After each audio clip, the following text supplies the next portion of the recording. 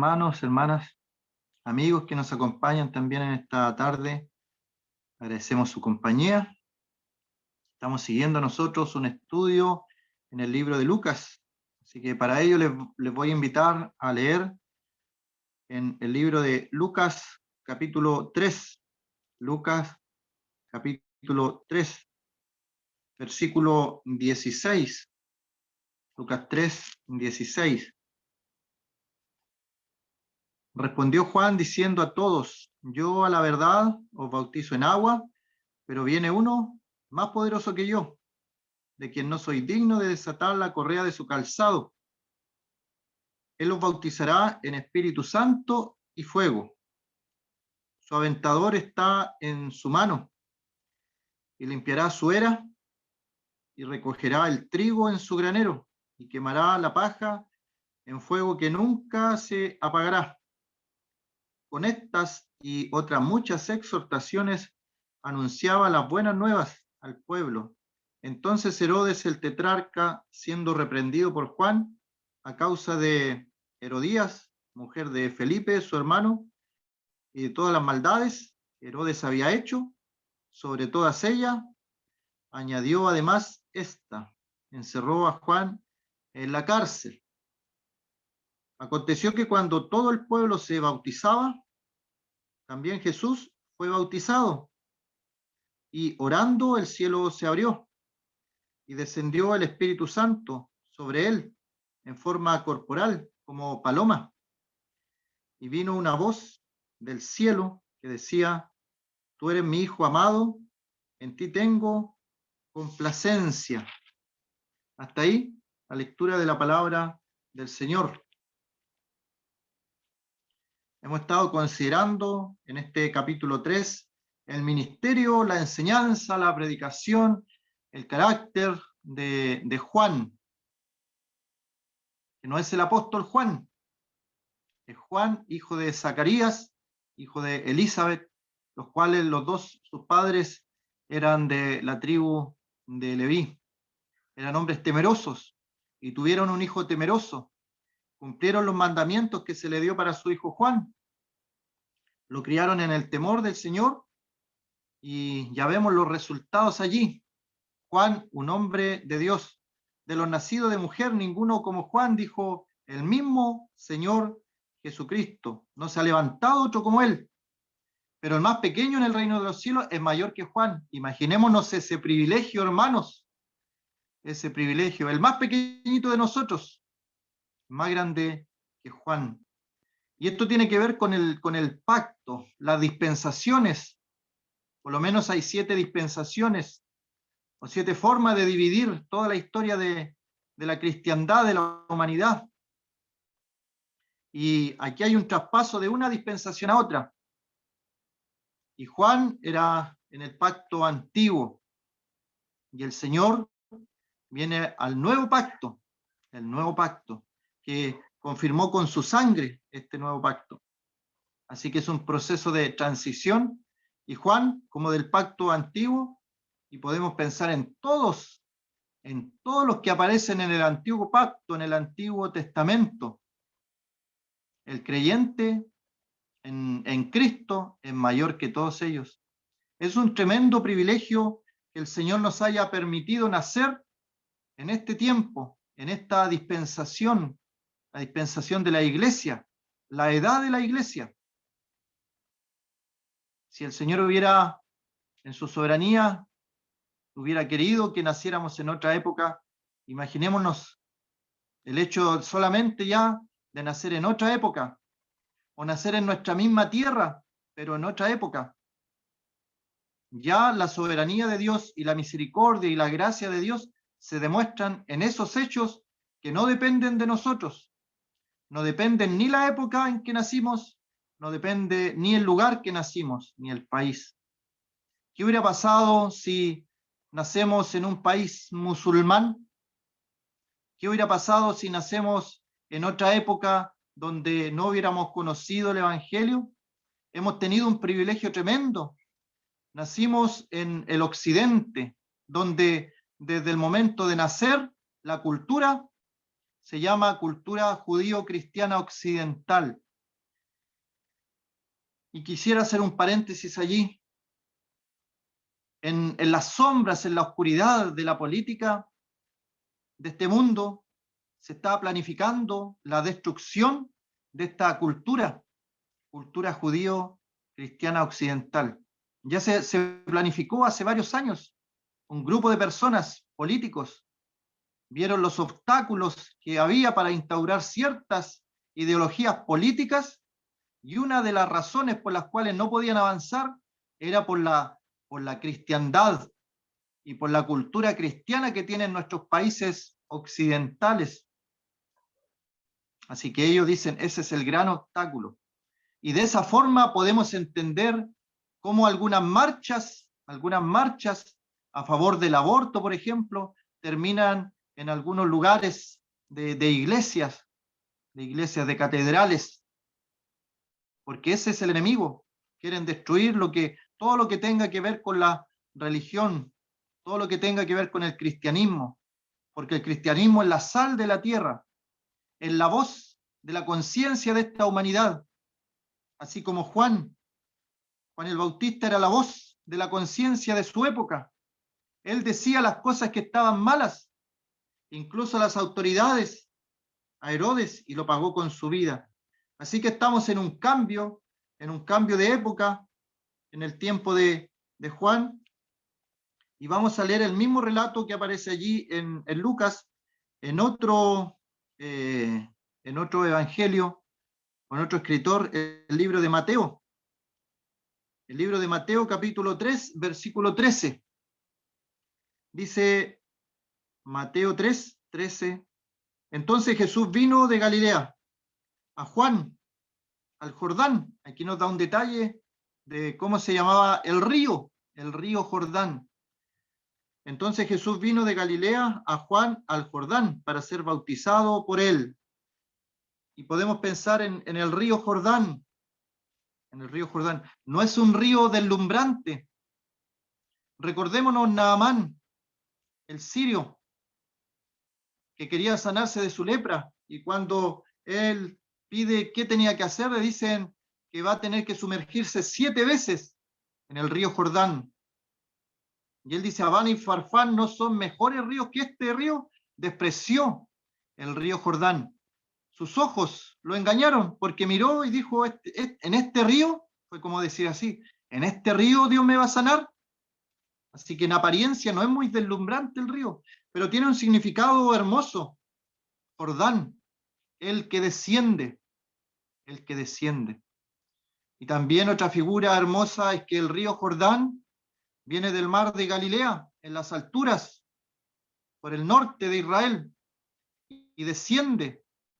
Y este río Jordán llega hasta el mar Muerto. Y allí tenemos tres aguas. Y el río Jordán está en el medio. Y el río Jordán siempre está su agua fluyendo. De las cordilleras, de la lluvia, está el agua del mar de Galilea. Y en el mar de Galilea hay mucha vida. Allí es donde el Señor realizó algunos milagros. Y es un lago, pero por su extensión se le llama también el mar de Galilea. Mucha vida, y de ahí viene el río Jordán descendiendo. Y el mar Muerto está bajo el nivel del mar, si lo vemos en forma topográfica. Y la figura es hermosa porque tiene que ver con la caridad, con las dádivas, con el ofrendar, con lo que yo me desprendo hacia otros. El mar de Galilea nunca se vacía, nunca se le quita la vida a ese mar, pero ese mar siempre está dando agua. Y el afluente es el río Jordán, y por el río Jordán pasa aquella agua, podríamos decir bendita de vida, desde el mar de Galilea. ¿Y dónde va a parar el agua del río Jordán? Al mar Muerto, bajo el nivel del mar, en lo más profundo. Es el agua que está en lo más profundo en todo el mundo. Y obviamente el nombre lo dice todo. el mar muerto. Y esas aguas no salen hacia ningún lado. Esas aguas no tienen vida. ¿Se fija cómo podemos sacar una aplicación allí? El mar de Galilea siempre dando, siempre fluyendo y siempre tiene vida. Y siempre está dando y nunca queda vacío. Y el mar muerto siempre recibiendo y está muerto porque no da. Y el Jordán lo podemos ver como un intermedio. El Jordán recibe y a la vez da. Tiene vida. Y siempre está en movimiento, y sabemos que el agua en movimiento nos habla del Espíritu Santo. Así que hay una figura preciosa allí de este río, del río Jordán. Tiene que ver con nosotros. ¿Qué clase de agua somos? ¿Somos el agua del Mar Muerto que siempre recibimos solamente de otras personas de parte de Dios? ¿Somos del mar de Galilea que siempre damos? Pero hay que tener ojo allí también, porque a algunas personas no les gusta recibir. Siempre dan, pero no les gusta recibir. Y el río Jordán, un buen ejemplo. El río Jordán recibe agua y da agua. Es como la transición. Y este río significa el que desciende. Tiene que ver con humildad también. El que desciende. El Señor Jesucristo descendió. El Dios de la gloria. No tenía por qué hacerlo, pero Él vino a este mundo. Se humilló a sí mismo, haciéndose obediente hasta la muerte, y muerte de cruz. Y a veces dicen se humilló al hacerse hombre, pero ese no es el texto que aparece allí en Filipenses. Dice, estando en la condición de hombre, se humilló a sí mismo. El hecho de que el Señor se haya hecho hombre no lo humilló. Cuidado con eso, porque dice, estando en la condición de hombre, se humilló a sí mismo, haciéndose obediente hasta la muerte y muerte de cruz. Bueno, ahí está el Jordán, el que desciende, y allí el Señor se bautizó, no por la grandeza de su hermosura terrenal del río Jordán, sino porque allí estaba Juan. Así que Mateo dice, Mateo 3:14, más Juan se lo ponía diciendo, yo necesito ser bautizado por ti, y tú vienes a mí. Y ahí vamos a comenzar a explicar un poco lo que pensaba Juan. Él ya había dicho, después de mí viene uno que es más grande que yo, del cual yo no soy digno de desatar la correa de su calzado. O sea, Él es superior a mí. Él nos va a bautizar. Él nos va a bautizar. Por eso Juan se oponía cuando el Señor viene a él y le pide ser bautizado. Juan dice, yo necesito ser bautizado por ti y tú vienes a mí. Y ahí el Señor entonces le responde, deja ahora porque así conviene que cumplamos toda justicia. Entonces le dejó. Esto da para muchas teorías, pero vamos viendo lo que no significa. El hecho de que el Señor Jesucristo se haya bautizado en el bautismo de Juan no significa que Él fuera a quitar sus pecados, porque muchas veces hemos considerado que el Señor no tenía pecado, no había pecado en su boca, cuando le maldecía no respondía con maldición, era una vida perfecta, hasta los mismos enemigos decían, jamás hombre alguno ha hablado como este hombre, los que estaban crucificando al Señor, este hombre verdaderamente era justo. Pilato también reconoce, este hombre no ha hecho ningún mal, o sea, el Señor no tenía pecado, no hizo pecado, ni con su boca, ni con su pensamiento. Satanás le tentó, y tampoco el Señor pecó, o sea que eso queda descartado, que alguna persona pueda pensar que el Señor se bautizó porque tenía que arrepentirse de algún pecado, eso no es. ¿Para qué el Señor entonces lo haría? Le dice, Juan se lo ponía y él dice, así conviene que cumplamos toda justicia. Y de las tantas explicaciones, yo por lo menos me inclino por una, que tiene que ver con la identificación del Señor con el pueblo, con el pueblo. Él no era necesario que Él estuviera allí. pero él reconoció quién estaba en ese momento. Al principio dije, estaba Juan en lo que es el antiguo pacto, estaba preparando el camino y estaba enseñando del bautismo de arrepentimiento. Y el Señor, en una identificación con el pueblo solamente, para mostrar allí lo que iba a venir a posterior, que fueron los cielos abiertos, Él lo hace, lo cumple. No tenía necesidad de aquello. Pero el que estaba predicando en ese momento era Juan, y toda la gente venía a Juan. Y el Señor viene, un judío como todo el pueblo. Por eso Lucas dice, cuando todo el pueblo se bautizaba, también Jesús fue bautizado. El Señor se identificó. Cuando el Señor viene a este mundo, Él no tenía necesidad de ser un ser humano común y corriente como los demás. Hubiera podido saltarse todas las cosas, pero Él se identificó de tal forma con el hombre que pasó por todos los procesos humanos. Incluso el libro de Hebreos nos dice que Él aprendió la obediencia. O sea, Él, digámoslo así, Él no se aprovechó de su divinidad para estar en este mundo.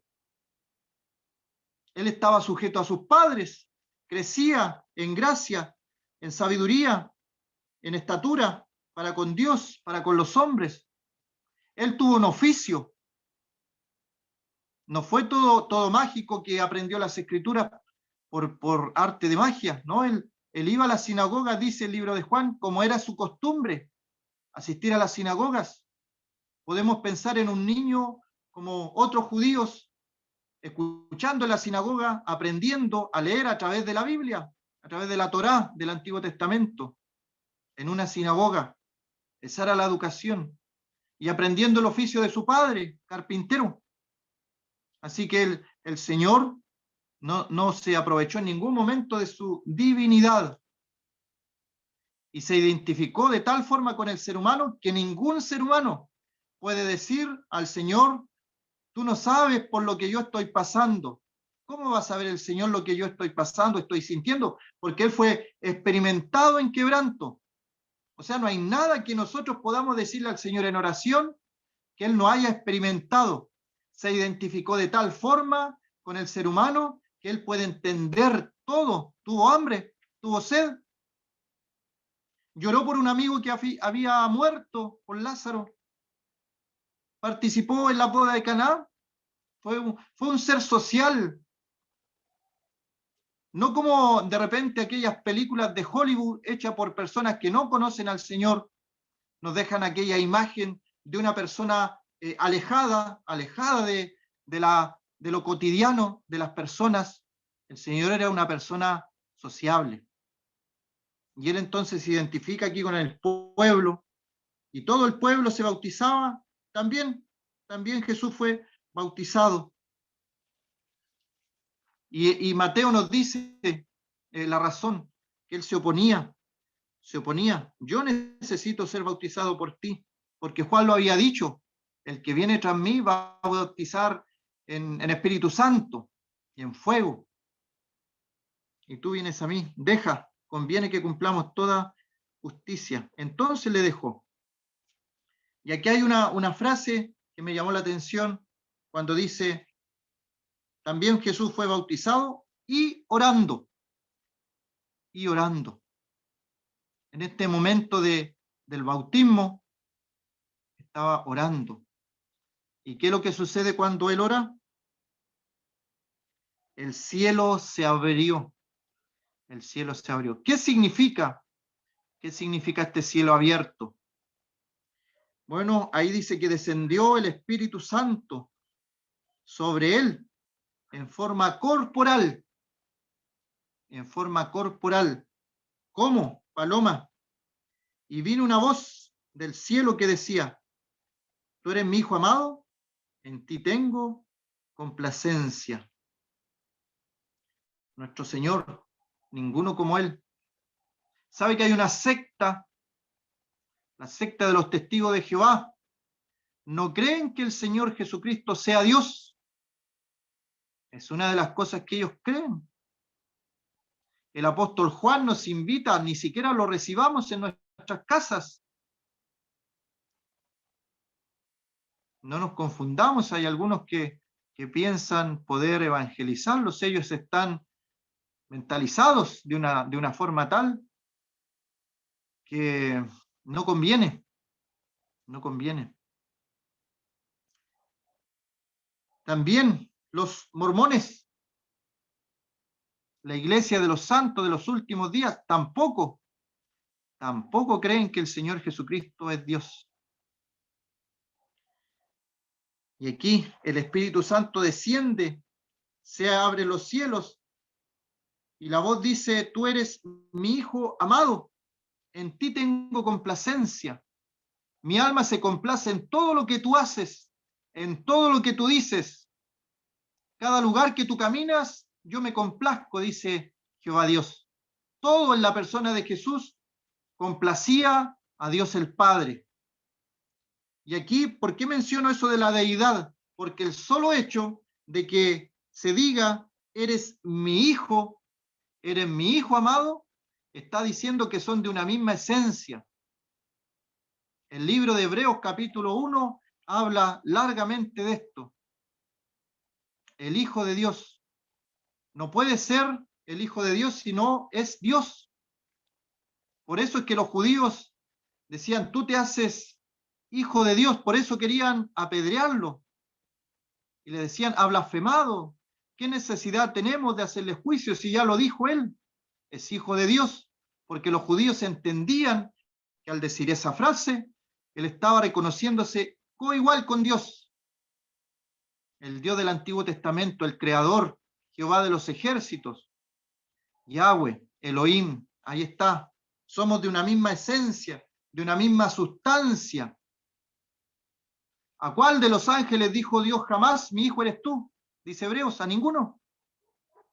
Así que cuando allí dice que es su hijo amado, está refiriéndose obviamente a la misma esencia de Dios.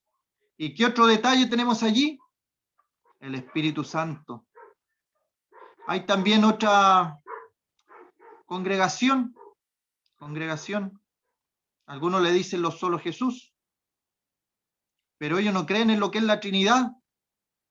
Y en estos versículos vemos al Hijo que está en el río Jordán, vemos los cielos abiertos y se escucha la voz del Padre y desciende en forma de paloma corporalmente el Espíritu Santo.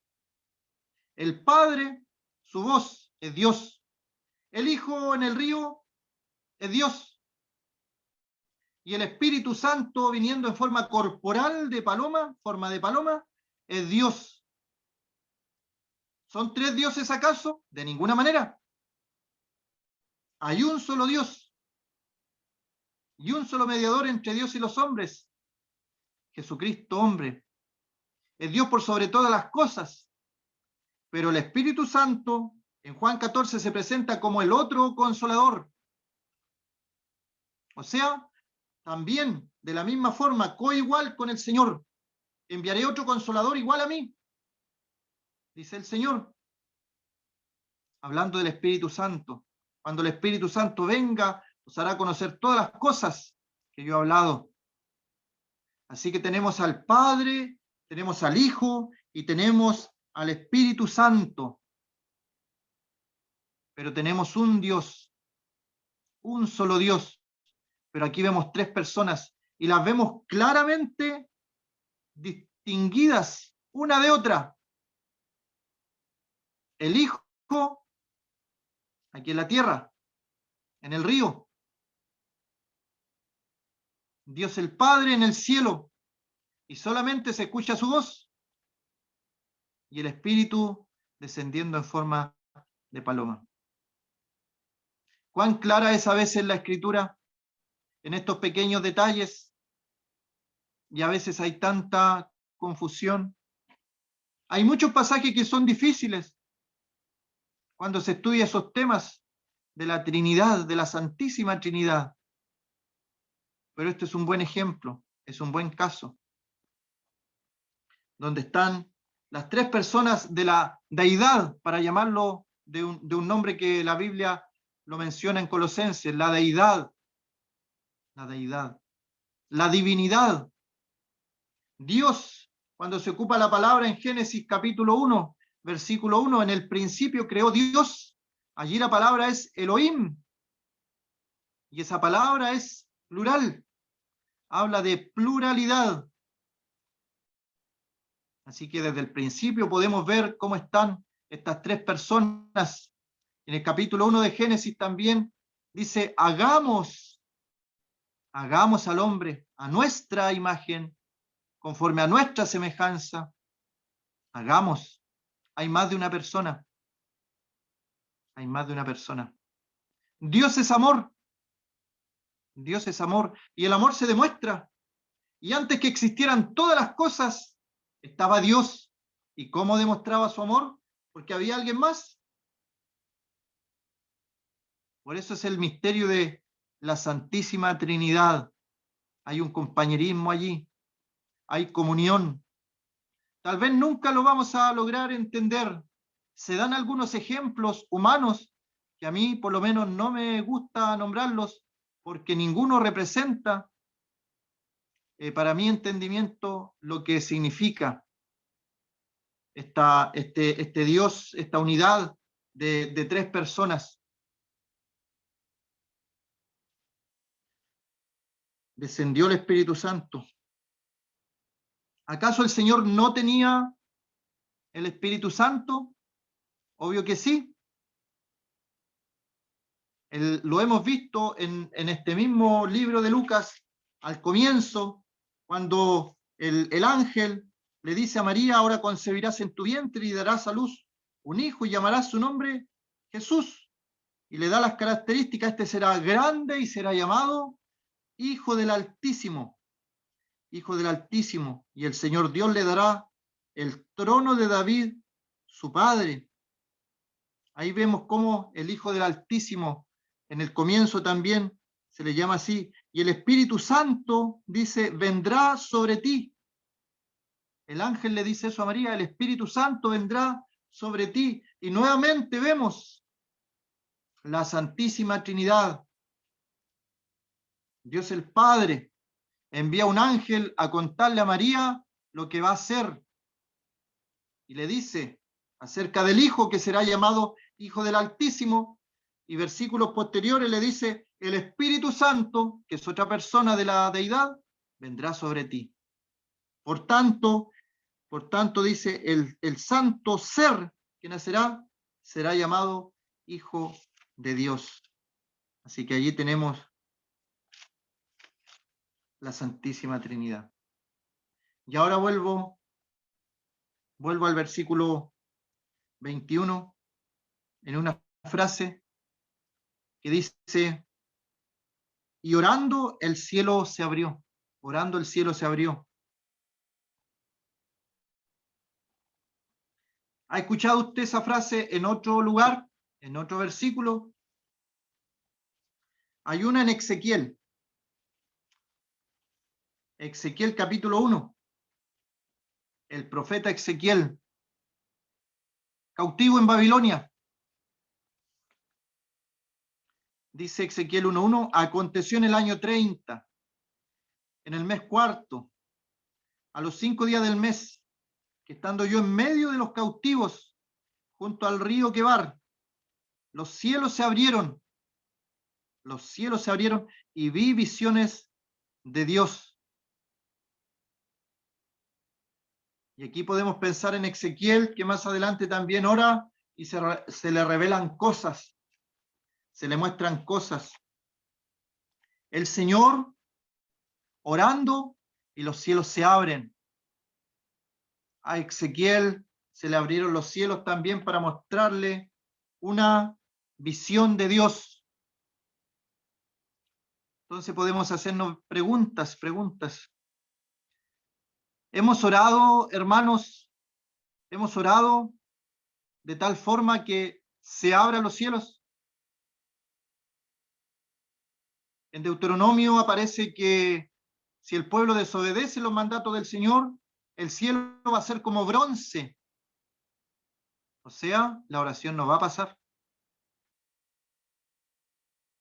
Hemos tenido esa intención de orar a tal punto de que los cielos se abran y podamos recibir de parte de Dios sus bendiciones, sus respuestas divinas, o nos cansamos. Aquí en el libro de Ezequiel vemos cómo los cielos abiertos me hablan de las visiones de Dios. Yo le pregunto, hermano, hermana, ¿tiene usted alguna visión de Dios? ¿Algún sueño de Dios que tal vez esté durmiendo por años, por meses, y no lo estés haciendo, no lo estés realizando? Bueno, lo que vio Ezequiel se realizó. Él tuvo visiones de Dios. ¿Tenemos visiones de Dios? ¿Un sueño de Dios? ¿Un sueño espiritual? ¿Y qué es lo que es una visión de Dios o un sueño de Dios? Es algo que un creyente solamente puede hacer. Un inconverso no lo va a poder hacer. O sea que alguien, si yo le pregunto, ¿cuál es tu visión de Dios, tu sueño de Dios? Y diga, bueno, tener una familia o terminar una carrera o tener un buen trabajo, ese no es un sueño o una visión de Dios, porque eso lo puede hacer una persona atea, que no conozca a Dios, lo puede realizar también. Una visión de Dios es predicar a las naciones, levantar iglesias, salir por el mundo a lugares donde no se ha escuchado el nombre de Jesús, tener una clase con jóvenes, una clase con señoritas, con niños, la dominical, hacer ayuda al prójimo, ayuda de misericordia a los que están cerca. Son visiones de Dios. Así que los cielos abiertos hablan de estas visiones de Dios que tienen que cumplirse.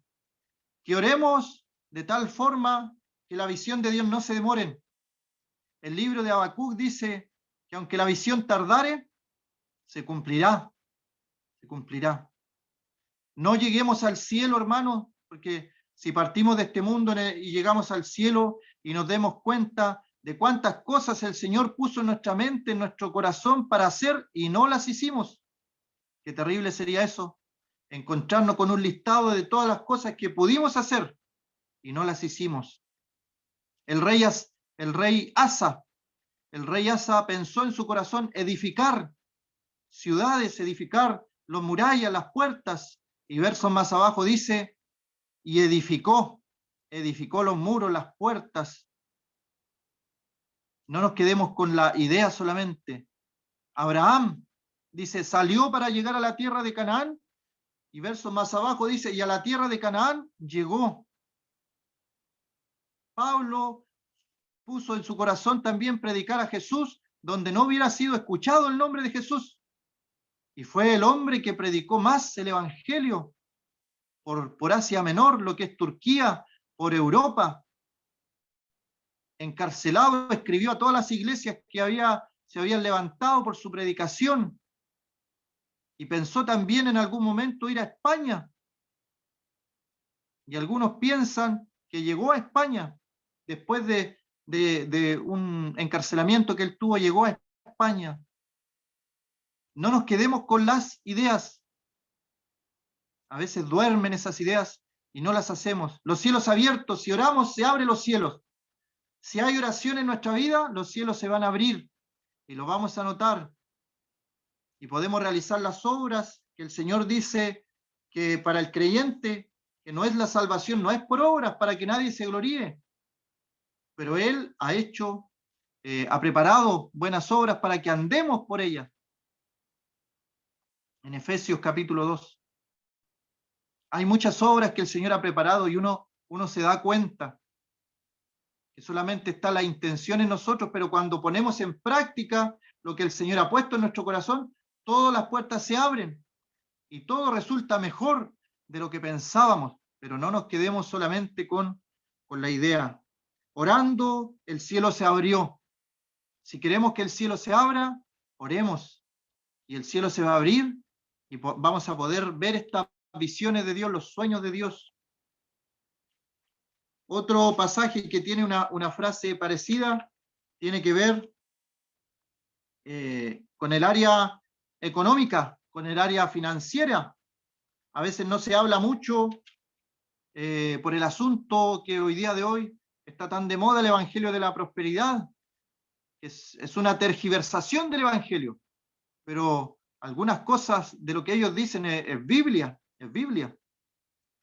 Así que Malaquías capítulo 3 nos dice: traed todos los diezmos al alfolí, y hay alimento en mi casa, y probadme ahora en esto, dice Jehová de los ejércitos, si no os abriré las ventanas de los cielos y derramaré sobre vosotros bendición hasta que sobreabunde. ¿Y cómo lo hace el Señor?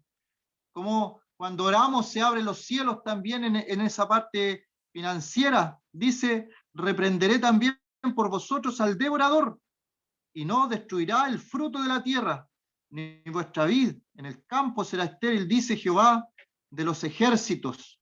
Y todas las naciones os dirán: bienaventurados, porque seréis tierra deseable, dice Jehová de los ejércitos. Y ahí tiene que ver con la fidelidad de nuestro bolsillo. Eso es. Algunos obviamente dicen: el diezmo no es para nosotros la iglesia. Obviamente que no, tenemos en la iglesia las ofrendas voluntarias conforme cada uno haya propuesto en su corazón. Pero también hay antecedentes que esto del diezmo fue anterior a la ley. Abraham dio los diezmos a Melquisedec, todavía no había Israel, todavía no había ley, todavía no había nada. Es anterior al pueblo de Israel. Pero el creyente, el diezmo es el 10% solamente. Pero el creyente tiene una deuda mayor, mucho mayor que el pueblo de Israel. Podríamos pensar en el piso para la iglesia, para los creyentes. Pero hay ofrendas, hay obras de misericordias, hay ayuda al prójimo, hay tantas cosas. ¿Y sabe qué? El Señor dice que probadme ahora en esto, si no abriré las ventanas de los cielos. Si no abriré las ventanas de los cielos. El hermano William MacDonald, también, que ya está con el Señor, él dejó en algunos libros enseñanza de esto también. La oración provee para las necesidades de su pueblo. Abriré las ventanas de los cielos y derramaré sobre vosotros bendición hasta que sobreabunde, imagínense esas palabras. Como decía, no se habla mucho de este tema porque se puede confundir con lo que escuchamos. Ven al Señor y te dará un carro y te dará dinero y se enfoca todo en eso. Pero estas cosas que son una gran bendición son solamente añadiduras. Buscad primeramente el reino de Dios y su justicia, y lo demás, esto de la finanza también es lo demás, vendrá por añadidura. Son añadiduras. Son añadiduras. Y el Señor reprende por nosotros al devorador y no destruirá. Lamentablemente, ese tergiversado evangelio de la prosperidad ha hecho que personas lo único que conocen del evangelio, de la escritura o de la Biblia, cuando se les habla de la Biblia, ellos están enojados porque un llamado pastor, por llamarlo así, les quitó el dinero del arriendo. Pacta con Dios, decían. ¿A qué es lo que se ha llegado? Pero no por esos abusos vamos a dejar de lado una enseñanza que también está en la Escritura. Y otro versículo que tiene que ver con estos cielos abiertos, tiene que ver con el consuelo en los momentos de dolor, de aflicción. En Hechos capítulo 7 está el caso de Esteban, un momento dramático, un momento de estar al borde de la muerte. Podríamos pensar, este hombre va a estar desesperado, lo están apedreando, va a estar a punto de morir, puede gritar desesperadamente, amenazar a quienes lo están apedreando, pero a él, dice Hechos capítulo 7, versículo 54, oyendo estas cosas, los fariseos se enfurecían, en sus corazones crujían los dientes contra él, pero Esteban, lleno del Espíritu Santo, puesto los ojos en el cielo, vio la gloria de Dios y a Jesús que estaba a la diestra de Dios, y dijo: he aquí veo los cielos abiertos, al Hijo del Hombre que está a la diestra de Dios. Cuando pasamos por dificultades, problemas, podemos alzar nuestros ojos al cielo y podemos pensar en lo que vio Esteban. Y cualquier cosa que nos pase, lo más extremo para nosotros sería la muerte. Pensar que luego de la muerte, allí está el Hijo del Hombre, que está a la diestra de Dios. Para mí, el morir es Cristo, decía Pablo. David decía, solo hay un paso entre mí y la muerte. Para el creyente la muerte solamente es el comienzo de la eternidad con el Señor. Vio los cielos abiertos y al Hijo del Hombre a la diestra. ¿Y qué provoca esto? Dice el verso 59, cuando apedreaban a Esteban, mientras él invocaba y decía, Señor, Señor, recibe mi espíritu. Y puesto de rodillas, clamó a gran voz, Señor, no le tomes en cuenta este pecado. Y habiendo dicho esto, durmió. Los cielos abiertos nos hablan también del momento de la tragedia.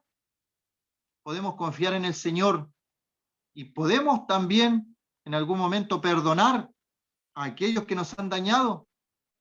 ¿Cuántas personas han dañado nuestra vida y hemos quedado heridos por alguna persona?